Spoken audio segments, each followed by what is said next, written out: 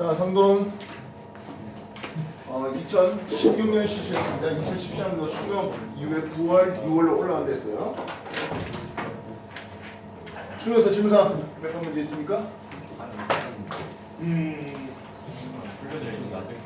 3번이요. 3번 문제. 3번 문제. 콜럼버스가 바람과 해류를 이용해서 북대서양을 왕복한 경로를 나타냈습니다. 하는 건데요. 위도 30도 정도를 경계로 풍향이 좀 많이 다르네요. 위도 30도 언제를 찍으면 이런 무역풍이 불어옵니다. 30에서 60 사이에는 편서풍이 불어요. 그로 인해서 물이 흘러가네요. 35도 낮은 쪽에서는 바람에 의해서 이때 훨씬 더 복잡한 프로세서가 있는데 그냥 진행 방향 오른쪽 쪽에 만든 전향 얘기를 합시다.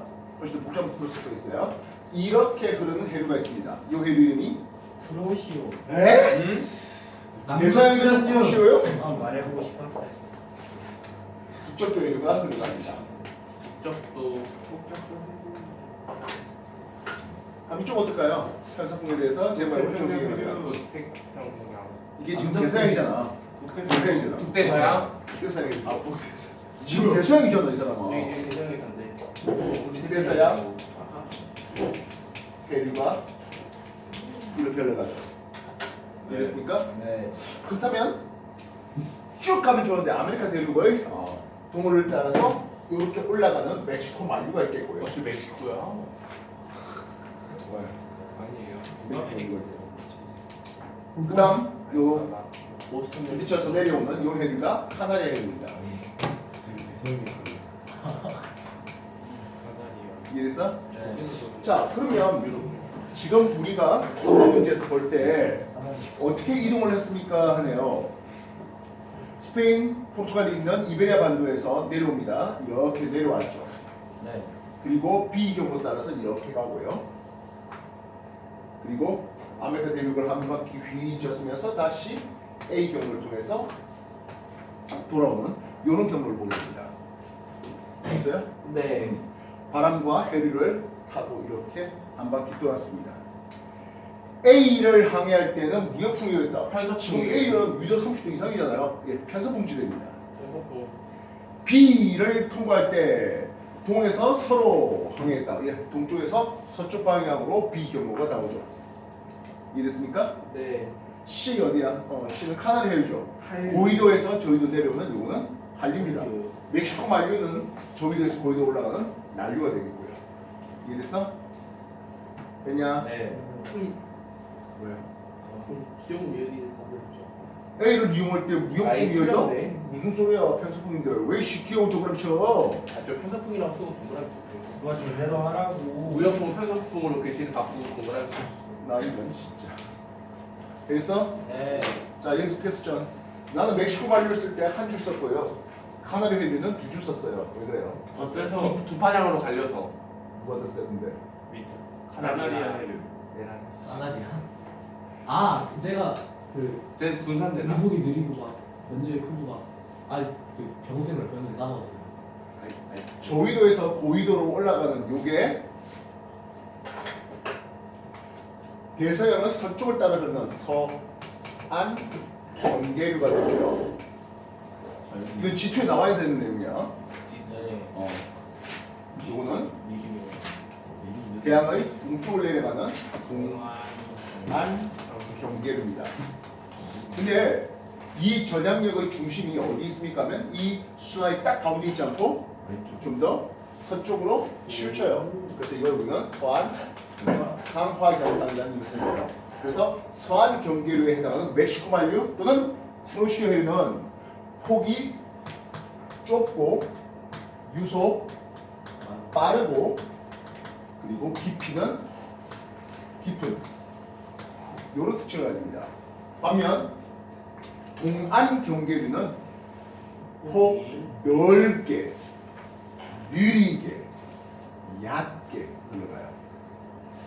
이래서 네. 그래서 태평양 지역에서도 이렇게 우리는 크루시아는 한 줄로 끊고 캘리포니아는 두 줄 끊는 이유가 여기가 폭이 넓게 느리게 흘러가는 이렇기 때문입니다.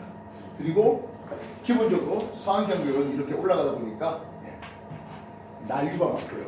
이쪽은 한류가 많습니다.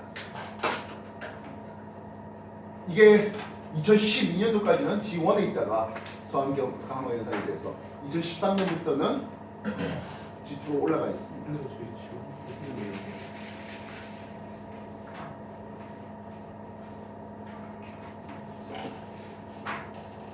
됐냐? 네. 다른 질문? 2번이에요. 2번 문제예요. 아우 토양 지겹지도 않습니까? 성숙한 토양을 만드는 과정은 일부러 나타내쳐 나왔습니다.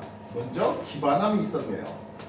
이 기반함이 풍화되어서 모질물을 만들어주고요. 모질물이 풍화되면서 표토가 만들어지죠. 근데 이 표토가 훨씬 더 화학적 풍화가 많이 진행되면서 점토 성분이라든지 산화철 이런 것들이 많은 신토를 이루게 되는 거죠. 이해됐습니까? 네. 그래서 B가 뭐다? 표토가 되겠고 C가 신토가 되고 있죠. 이해됐습니까? 네. 그렇다면 B층은 C층보다 먼저 만들어졌다. 예, B 만들어지고 맞아요. C 만들어지죠. 점토 광물의 비율은 C층, 신토 여기는 굉장히 많죠. 네. 반면 A는 이제 막 부서졌잖아요. 여기 점토가 있을 리는 없어요. 만만해요. 유기물의 양은 표토 쪽이 훨씬 더 유기물의 양이 많습니다. 이해됐습니까? 네. 그래서 유기물의 양은 A층이 B층보다 많다, B층이 더 많다 해야 됩니다. 확인됐습니까? 네. 또 뭐 있을까? 나 근데 토양은 왜 질문? 필요가 없지? 토양은 내용 간단하잖아요. 또 다른 질문 뭐 있습니까? 8번이요. 8번 문제요.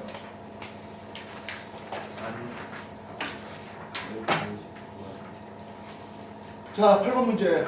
토양 입자의 크기에 따른 안식각과 경사면의 안정도의 변화를 보려고 합니다. 벌써 사태 이거 진짜 많이 틀린 거야. 각도 세타에 대해서 물리적으로 설명해 볼게요. 물리적으로. 지구학도 말고 질량체 M이 놓여 있습니다. 밑으로 내리는 mg라는 뭐가 있다? 중력이 있죠. 이걸 두 개의 힘으로 나눠봤습니다. F1 이거는 빗면 따라 내려가게 만드는 힘입니다. F1의 크기가 어떻게 표현됩니까? 근데 이거 세타면 이놈이 세타예요. 그래서 mg에 대한 사인 세타로 표현하고 있죠.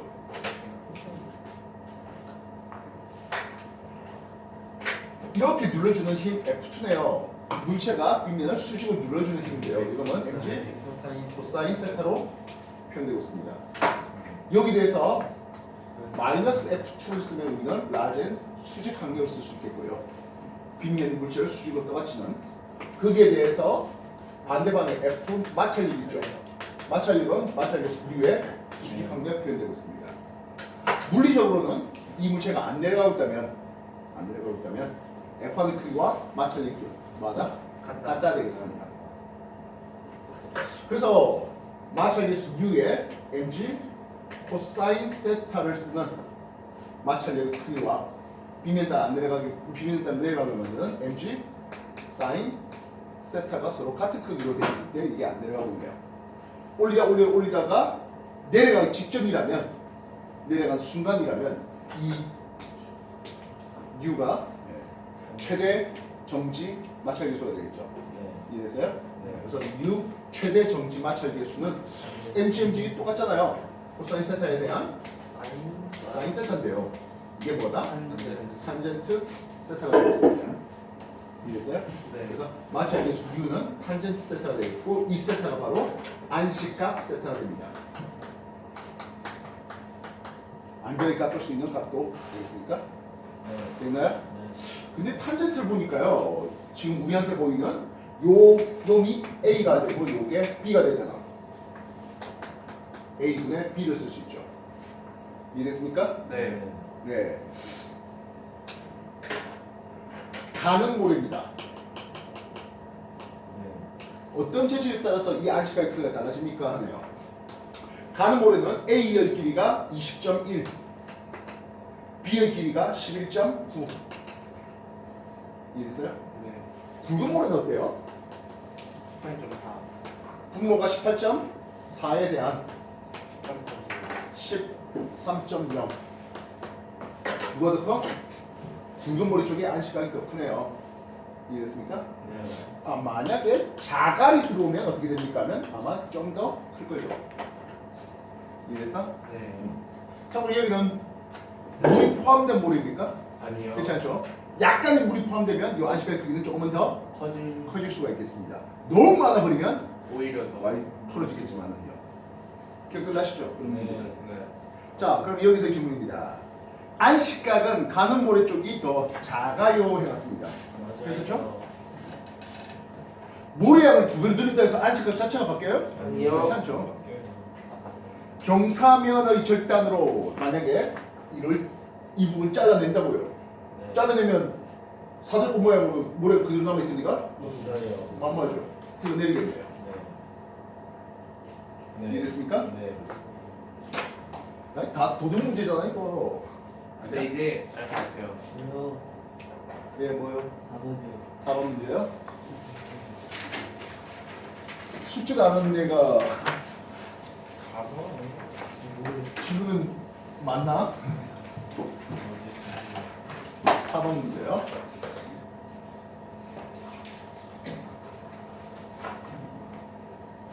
어느 지진이 발생한 다음 날 서로 다른 지역에 사는 사람이 주고받은 대화 내용입니다. 해놨네요. 아니지 않나요? 왜요? 네. 너무 쉬운 것 같아요? 운전 문제인데. 어? 너무 쉬운 것 같으면 나와서 설명해 주십시오. 와. 아니에요. 이거 안 나와? 그건 난 어려워. 그러니까 이걸 어떻게 푸나 어려워. 진짜. 도현이 이거 쉽나 봐. 선생님들 힘드실 것 같은데 저도. 도현이 위클리 제일 두개 잘 캠퍼스에서 동영상 다 올려놨잖아요. 그지? 이제 니들이 한번 설명해 보라는 거지. 그러니까 이제 도현이가 뭐 와 미쳤다. 자, 해봅시다. 공부의 신. 지진이 일어난 장소가 있네요. 장소를 일자로 왔다. 시끄라. 지진 얘기하고 있습니다. 지진하는 장소를 우리는 진원이라는 이름을 씁니다. 진원에서 가장 가까운 지표 여기는 진앙이 되겠죠. 지하 동굴 붕괴라든지 단층이라든지 여러 가지 원인 등을 통해서 땅의 흔들림이 지진파라는 파동을 통해서 에너지가 전달되는 현상, 이걸 우리는 지진이라는 이름을 씁니다. 상대적으로 가까운 A와 멀리 있는 B를 생각해봤습니다. A 쪽에서 지진 기록계는 어떻습니까? 한데요. 흔들렸던 P파가 도착하고 이후에 S파가 도착합니다. P파와 S파의 도착 시간 차이를 우리 뭐라고 부른다? PSC라고 부르죠. 이해됐습니까? 이게 A 쪽에서 온 지진이 되겠습니다. 뒤에 L파라는 놈이 더 있긴 하겠습니다만 뭐 그거는 핵심이 있을 건 없을 것 같습니다. 다음 B는 어떻습니까? 한데요. B는 A점에 도달한 P파보다는 좀 더 나중에 P파가 들어오게 되죠. 이해됐어요? 그리고 PSC도 A점보다는 더 멀리 있다 보니까 PSC도 좀 더 길겠고요. S파의 최대 진폭은 그렇게 크지 못할 것 같습니다. 이해됐습니까?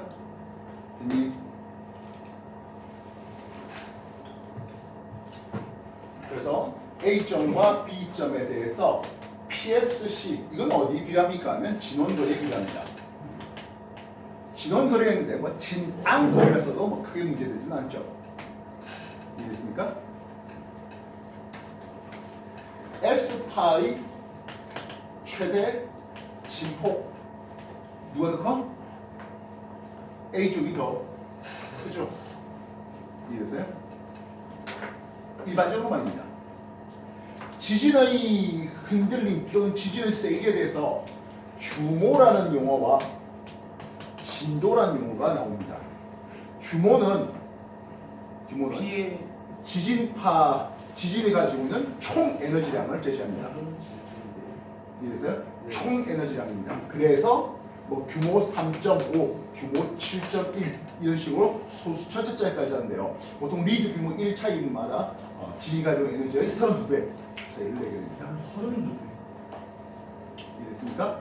따라서 규모는 지진이 가지고 있는 하나의 지진에 대해서 토탈 에너지 값이기 때문에 이 규모값은 A나 B나 같습니다. 하나의 지진입니다. 네. 반면 진도는 이 땅이 얼마나 흔들렸습니까? 라고 했는데요. 진도 3, 4 이렇게 로마자로 표현합니다. 이해됐어? 네. 그렇다면 진도는 했는데요. S파이 최대 진폭이 결국엔 진도에 비례할 수 있겠죠. 네. A쪽이 훨씬 더 많이 흔들렸어요. A쪽의 진도가 더 커요라고 얘기할 수 있습니다. 물론 거리가 멀다 해서 무조건 진도가 낮아지지는 않아요. 지진에 좀 더 취약한 지역, 뭐 매립지라든지 이런 쪽은 거리가 멀다 하더라도 훨씬 더 많이 흔들 수 있고요. 반면 큰 화강암 궤 위에 지어진 그 땅이라면 상대적으로 지진에 안전한 뭐 그런 땅이 되겠고, 그러면 진도는 작아지는 그런 특징도 있습니다. 이해됐습니까? 네. 그래서 S파이 최대 진폭, 이건 진도, 그래서 땅이 얼마나, 지금 이 땅이 얼마나 흔들렸습니까 하는 건데요. 쟤는 뭘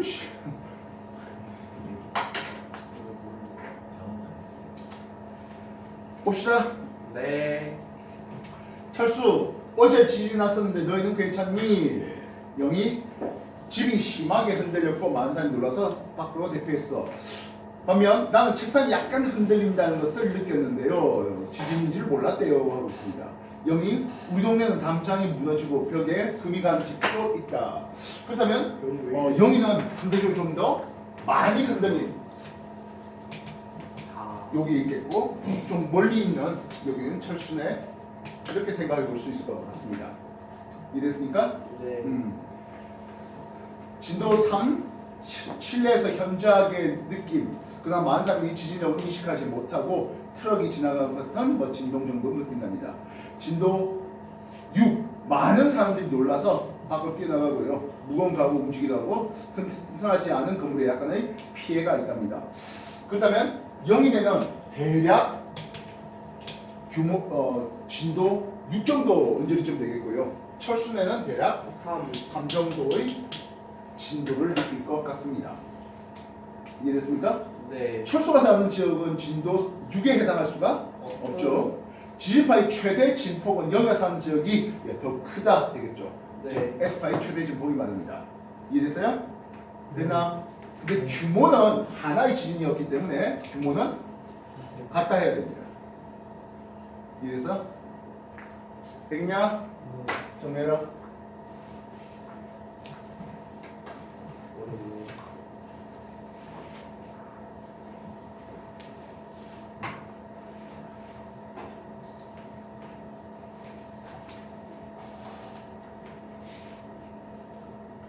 진도는 그 지역에서 그 지역의 땅이 얼마나 흔들렸나를, 그래서 뭐 필요하다면 그 지역의 어떤 피해 정도 이런 것들도 괜찮죠. 건물이 무너졌어요 하는 그런 피해 정도.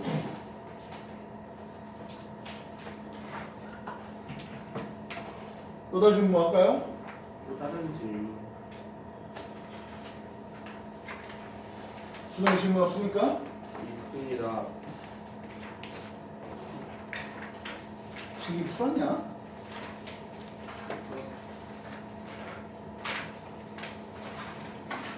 없어요? 14번. 14번. 어느 날 태양 지구 달이 일직선상에 위치한 모습인데요. 해놨습니다. 여기 이 달이 있고요. 지구가 있고 태양이 있네요. 자, 이때 지구 자전축이 이런 식으로 잡혀 있고요. 거기에 대해서 점선을 떠났습니다. 이게 자전축이면요. 자전축이면 이 점선 뭐가 됩니까? 하면 천구의 적도가 되겠죠. 천구 적도 조기 델타는 0입니다. 자전축은 쭉 연장선상이 뭐가 있다고? 폴라리스가 있겠고, 여기는 조기 델타가 플러스 90도입니다. 다시 만들면 요 라인은 조기가 뭐가 된다? 0보다 더 큰 조기 값을 가지게 됩니다. 뭐 이건 이쪽에서도 마찬가지가 되겠죠. 네. 됐습니까? 그럼 뻔하게 이쪽 라인에 있는 것보다 조기 델타가 0보다 작아야 되겠죠. 태양을 보는데 이 크기가 23.5도로 되어 있습니다. 태양의 저기는 얼마라고? 플러스 23.5도예요. 이날은 하진날이군요. 되겠습니까? 네. 그리고 하진 날 태양이 적경 6시 방향에, 그럼 이 달은 완전히 반대쪽이니까 적경 18시 방향에 있는 달이 되겠죠. 이해됐습니까? 네. 이날 일식? 월식이 되면 월식이 됐지 일식이 될 수는 없죠. 일식이 되려면 달이 여기 있어야 되죠. 네. 이날 태양을 관측할 수 있는 시간은 했습니다. 예, 당연히 예, 하진 날이니까 낮의 길이가 제일 길죠. 알겠습니까? 네. 약 3개월 후 보름달의 남중고도는 이날보다 높다. 지금 이 달이 마이너스 23.5도. 그래서 남중고도 굉장히 낮은 이잖아요. 석 달 후에 추운 날이 되면 예, 이겠죠. 보름달은 충분점에 있으니까 적이 0도가 되니까 남중고도 좀 더 높아지게 되겠습니다. 네. 알겠나? 네. 네. 이걸 보고 우리가 하진날을 체크해낼 수 있어야 되겠다고요. 이래서 네. 정리합시다.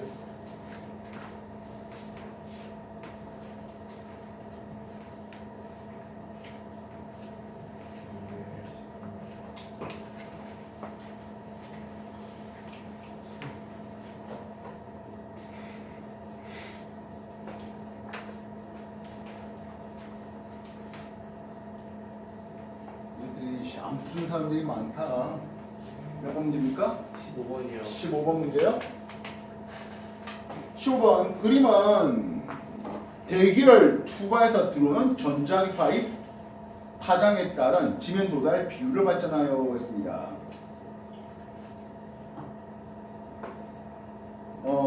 파장이 미터 단위로 나와 있는데요. 그죠? 네. 파장이 미터 단위로 나와 있는데 B 영역은요. 비가 가져왔거든요. 거의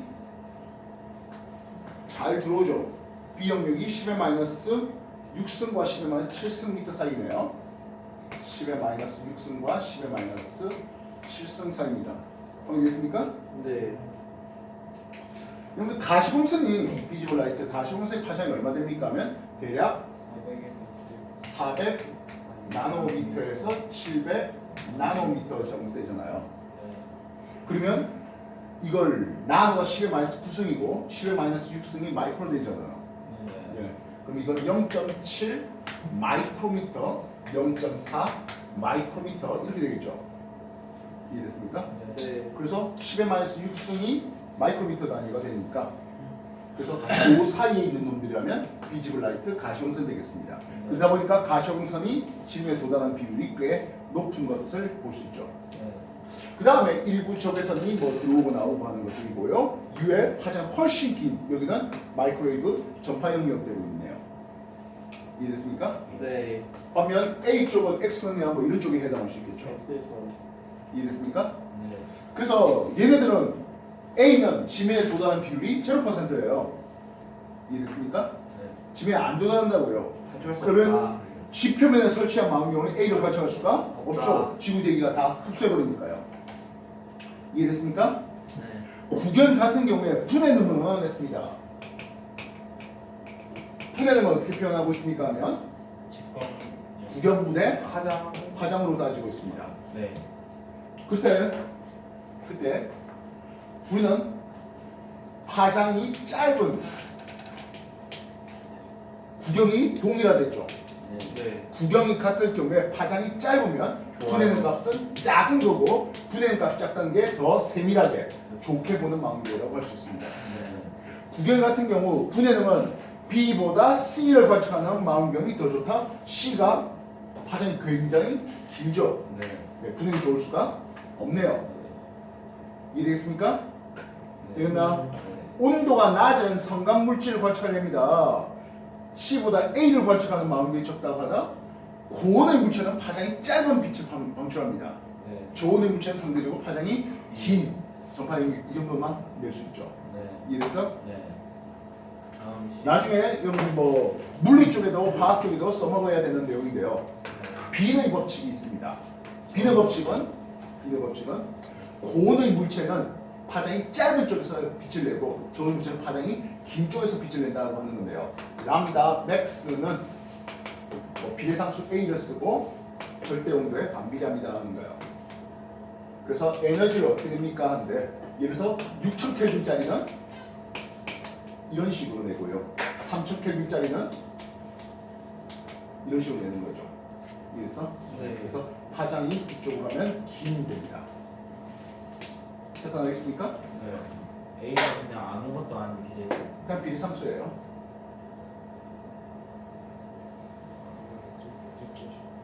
예, 그냥 실례요. 그리고 이제 슈테판 볼츠만 법칙이라고 해서요. 단위 시간당 단위 면적당 내는 에너지량은 절대 온도의 4승에 비례합니다. 그러니까 뭐 비례함수로 시그마를 이렇게 쓸 수 있습니다. 와, 씨발. 되겠나요? 네. 12번이. 12번 설명 필요합니까? 네. 11번 그림 가하나는 태풍이 우리나라를 지난 동안 어느 지점에서 관측한 기압, 풍속, 풍향을 나타낸 것인데요. 해놨습니다.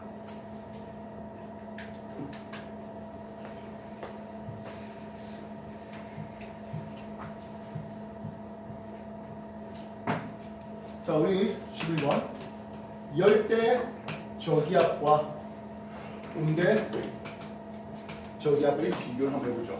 열대 저기압을 우리는 뭐라고 부른다? 동양권에서는 태풍이라고 부르고 있습니다.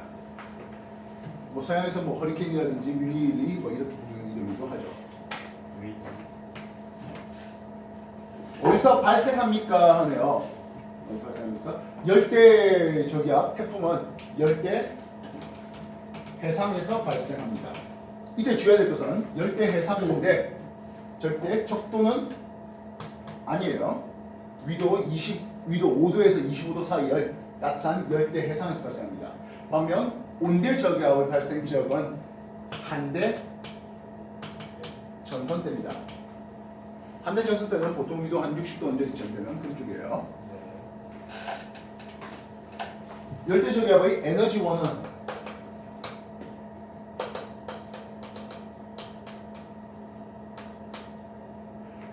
수증기의 응결력입니다. 반면 온대 저기압은 했는데요. 찬공의 따뜻한 서로 만나는 과정에서 찬 공기가 아무리 밀도가 크고 하다 보니까 그게 밑으로 파고들면서 그래서 기층의 깊이 위치 에너지 차이가 온대 저기압의 에너지원입니다. 그래서 어떻게 이동합니까? 라고 한다면 열대 저기압은 조위도 무역풍에서는 이렇게 가다가 편서풍 지역에 따라서는 이렇게 오는 일종의 포물선 운동을 합니다. 무역풍대에서는 바람이 이렇게 맞아가면서 천천히, 반면 편서풍대에서는 반대로 급격히 가는, 그래서 위도 한 30도 저량점을 지나면서 속력이 갑자기 빨라지는 그런 과정이 되겠고요. 반면 한대 전술대에서 튀어나온 요놈은 그냥 서에서 북을 통해서 편서풍 따라서 서에서 북으로 이동을 합니다. 추가적으로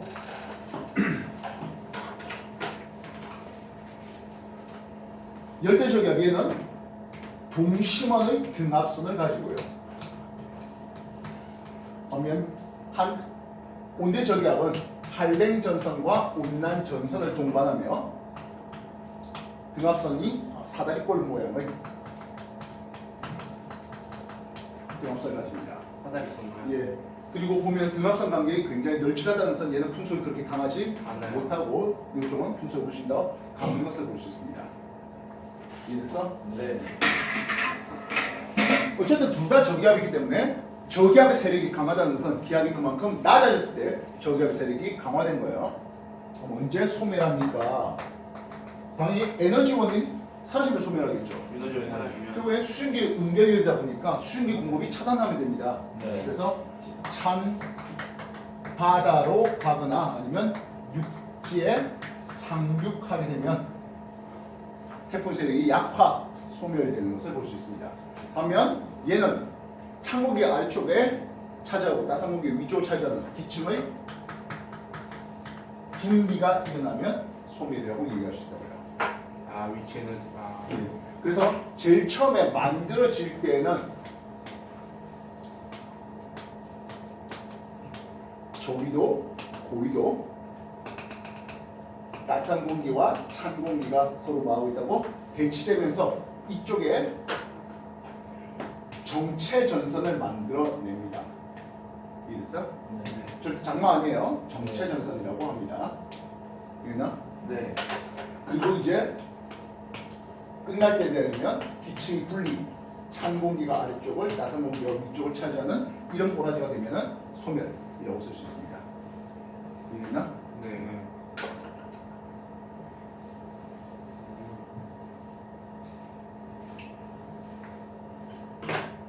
되셨나? 자, 그렇다면 이 열대 저기압이 어떻게 움직입니까? 하네요. 말했다시피 위도 30도 온절쯤에서 전향점에서 커브가 틀어지는데요. 이런 커브를 가진다 했습니다. 편서풍의 바람은 이렇습니다. 저기압의 바람인데요. 저기압 중심에서 바람이 이렇게 불어 들어오죠. 진행바의 오른쪽은 진행바의 오른쪽은 편서풍의 바람과 저기압의 바람이 서로 같은 방향입니다. 네. 그래서 여기는 풍속이 훨씬 더 강한 위험 반응이라는 경우가 있습니다. 위험한. 이거는 위도 30도 아래쪽에 여기도 마찬가지 진행바의 오른쪽에 해당하는 여기가 위험 반응에 대한 내용입니다. 다만 이 지역은 우리가 별로 관심이 없죠. 네. 우리한테 영향 미치는 건 여기 태풍이니까요. 그래서 여기서 발생한 태풍이 이쪽에서 소멸되는 경우도 있고, 즉 우리나라 쪽 안 오는 경우들도 많아요. 반면 여기는 저기압의 바람과 편서풍의 바람이 서로 반대 방향으로 성취되네요. 여기는 풍속이 약한 안전 반응이라는 게 있습니다. 이게 많이 합니다. 이해됐어? 안전 반응을 다른 이름으로는 네. 가항 반응이라는 이름을 쓰기도 합니다. 기억이 없어. 좀 미끌리 되고. 되겠나? 네. 풍속이 있어요. 예. 그래서 이 저기압이 지나가는 데 있어서 L1, L2, L3 시간형에 따라서 이렇게 잡아보죠. 위험 반응은 어떻습니까? 근데 위험 반응에서는 어차피 저기압 중심에서 바람이 이렇게 불어가다 보니까 위험 반응에서 풍향이 시계 방향으로 풍향이 바뀝니다. 반면 안전 반응, 강한 반응은 어떻습니까? 근데 저기압의 중심에 의해서 바람이 들어가는데 이렇게 반시계로 바뀌는 것을 볼 수 있습니다. 이해됐어? 정리해요.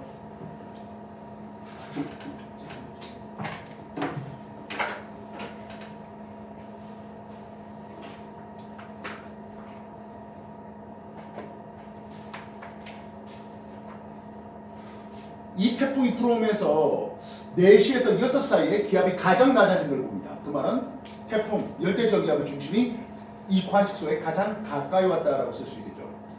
이해했습니까? 네. 그리고 풍향이 어떻게 바뀝니까 하네요. 시간의 흐름에 따라서 풍향이 동, 북, 서, 남. 처음에는 북동풍이 불었습니다. 이해됐습니까? 그러다가 북풍으로 바뀌었다가 북서로 바뀌고 서풍으로 바뀝니다. 이해됐어요? 네. 시간 흐름에 따라서 1번 북동풍이 불었습니다. 북동풍이 북쪽과 동쪽에서 바람이 이렇게 부는 게 1번입니다. 이해됐어? 두 번째 북풍이 불었네요. 이해됐습니까? 세 번째 북서풍으로 바뀌고요. 네 번째 서풍으로 시간의 흐름이 바뀌네요. 관측소 입장에서는 풍향이 시계로 바뀌었어, 반시계로 바뀌었어? 반시계로 바뀌었죠. 예, 관측소는 안전 반응에 있었습니다. 이해됐습니까? 네. 그래서 태풍이 쓱 지나가는 과정에 관측소에서는 1번 북서풍이 불었고요. 2번 북풍이 부네요. 3번 북서가 됐다가 4번 서풍의 형태로 풍향이 바뀐 걸 볼 수 있습니다. 되겠나? 네. 기억 4시에서 6시 사이 가장 기압이 낮았던 것은 태풍의 중심에 가장 가까웠고요. 당연하게도 저기압, 열대 저기압 상승 기류가 우세했죠. 네. 풍속이 최대일 때 기압이 가장 높다? 이게 저기압이잖아요. 네. 저기압이잖아요. 기압이 가장 낮. 오히려 더 낮았어야죠. 그렇죠.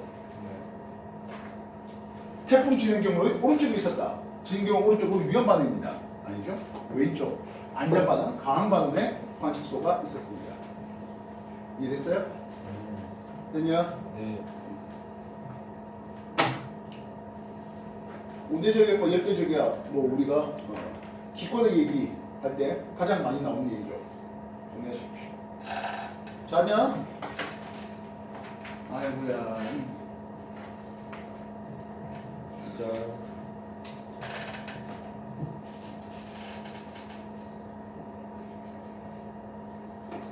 받으시면 되거든요. 19번이요.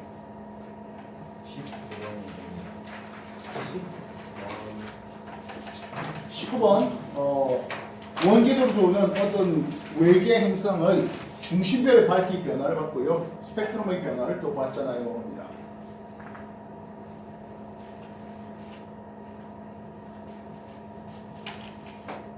중심별의 밝기가 이렇게 쓱 바뀝니다 하네요. 이게 무슨 일이 벌어졌습니까 하면 식현상이 벌어진 거잖아요. 식현상이 벌어진 거잖아요. 식현상과 식현상 사이에 상대면 당연히 공전축이 T에 해당할 수가 있을 겁니다. 이해됐습니까? 됐나? 네. 요거를 4등분 해보자 하네요. 식현상이 일어나고 4분의 1주의 별이 다가오죠. 그래서 항상 패턴이에요. 뭐요? 식현상 이후에 4분의 1주 후에는 무슨 일이 벌어진다? 그치, 청색 편의가 벌어진다는 거죠.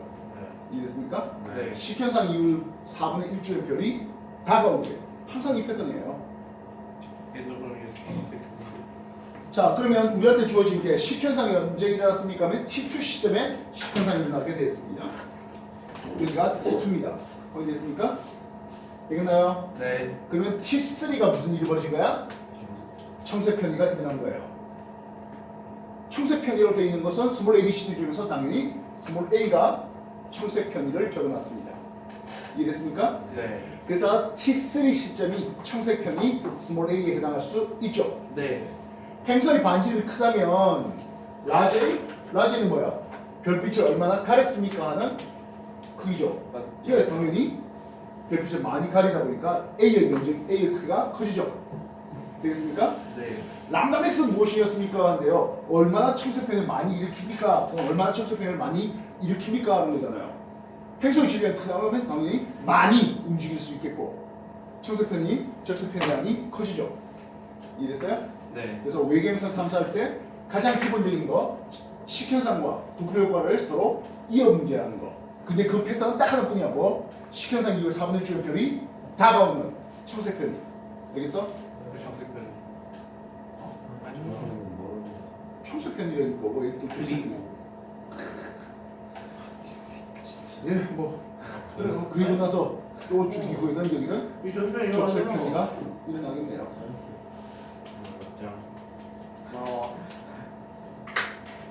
식현상 4분의 1주기 전에 적색편이가 일어나네요. 그래. 됐어? 네. 다른 질문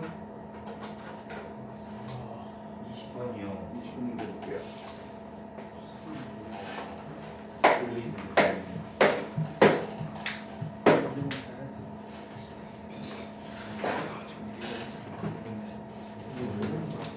20번 문제. 표는 저기가 플러스인 어떤 별 스타를 봤습니다. 이 스타의 저기 델타는 플러스 10도짜리였습니다. 알겠습니까? 예. 북반구 중위도에 위치한 두 지점 A, B에서 동시에 관측했네요. 했습니다. A점에서는 방위각을 봤는데요. 방위각이 얼마래? 180도래요. 딱 남중 있잖아 라고 얘기할 수 있겠죠? 네.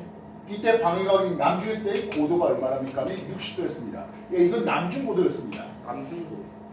남중 고도였다면 우리가 잘 알고 있는 공식이 있겠네요. 남중 고도는 90 마이너스 위도에 플러스 저기하고 있습니다. 이때 조기값은 10도라고 플러스 10도라고 먼저 주어놨네요. 네. 이해됐습니까? 네. 그러면 위도는 얼마 되겠습니까? 40하면 됩니까? 네. 됐어요? 그러면 우리나라를 이렇게 봤을 때 대략 한 평양 정도를 A점이라고 한번 잡아봅시다. 이해됐습니까? 네. 됐습니까? 됐냐? 네. 그렇다면 B점은 어때요? 합니다. B점은 방위각이 몇 도래? 146도래. 아직 남중 안 했어요. 이해됐습니까? 네. 아직 남중했습니다. 그럼 B점은 평양보다 서쪽에 있겠습니까? 동쪽에 있겠습니까? 아직 동쪽. 전에 있을 거 아니에요. 독도에 먼저 태양이 휘고 서울에 태양 뜹니다. 네. 독도에 먼저 별이 남중하고 이후에 네. 서울에서 남중할 겁니다. 네. 서울에 남중할 때 북경 쪽에서는 아직 남중하지 안 왔어. 않았잖아요. 걔는 어디 있다고? 서쪽에 있어요.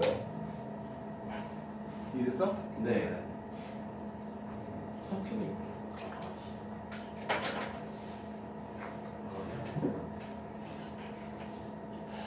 만약 180도를 넘어갔다면 이미 남중했잖아라고 얘기할 수가 있었을 겁니다. 그렇다면 동쪽에 있었겠죠. 이해됐어? 네. 동쪽에 있는 게 더 일찍 뜨고 더 일찍 남중하잖아요. 동쪽에 있는 게. 네. 동쪽에 있는 지점에서. 네. 그래서 누구보다 더 일찍 태양 뜨는 걸 보고 싶다. 그럼 어떻게 하는 거야? 울릉도 가야죠. 네. 독도가 쉽지는 않으니까. 일본 가요, 일본. 나 동쪽 갔다 왔는데. B점에서의 고도가 몇 도래? 60도래요. 얘는 아직 남중하지 않았는데도 벌써 60도래요. 네. 남중하면 60도보다는 어때? 더 높았겠지. 네. 남중고도 60보다 더 높아요. 남중고도는 공식을 볼 때 이 남중고도가 더 높게 나온다는 것은 위도가 좀 더 저위도가 됐어요. 저위도가 됐어야 되죠. 네. B는 A점보다는 저위도, B는 A점보다는 서쪽에 있는 지점입니다. 이해됐어? 네. A는 B보다 서쪽에 있다. 아니죠? B가 A보다 서쪽에 있어야 되죠. 네. 지평선과 청구가 이루는 청구 이점도가 이루는 각도, 지평선과 청구가 이점도가 이루는 각도는 90 마이너스 위도가 됩니다. 네. 그래서 저위도 B가 어떨 때 이 각도가 더 크죠? 네. 이해됐습니까? 됐나? 네. 별 S가 지평선 위에 떠 있는 시간은 됐습니다. 태양을 생각해 봅시다. 네. 플러스 쪽이니까 하진날의 태양이라고 합시다. 네. 이해됐어요? 우리나라에서 하진날 태양은 12시간보다 더 오래 떠 있습니다. 네. 이해됐습니까? 네. 북극 가면 24시간 내내 떠 있습니다. 플러스 하진날이면.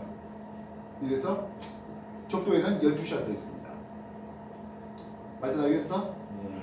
플러스 저 위에 있는 뭐 그냥 태양을 해도 상관없는 거죠. 네. 적도 쪽은 저위도 쪽은 12시간 위도가 올라갈수록 지면 위에 떠 있는 시간이 점점점 더 길어집니다. 별 S 이놈은 저위도 B보다 고위도 A가 더 오래 지면 위에 떠 있습니다. 이해됐어? 말하겠냐? 네.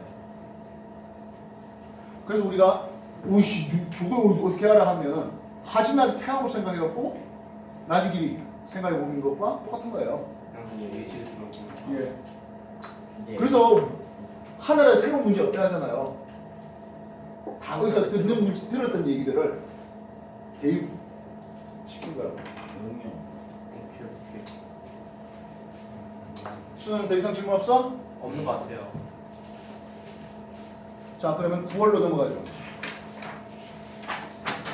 9월에서 질문. 5번이요.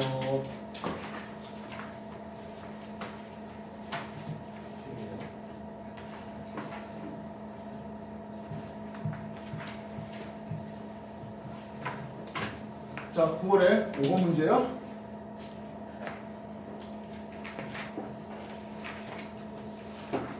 생물성이 표면의 천체 수질 오염에 대한 내용으로 ABC가 나눈 대화입니다. 했는데요.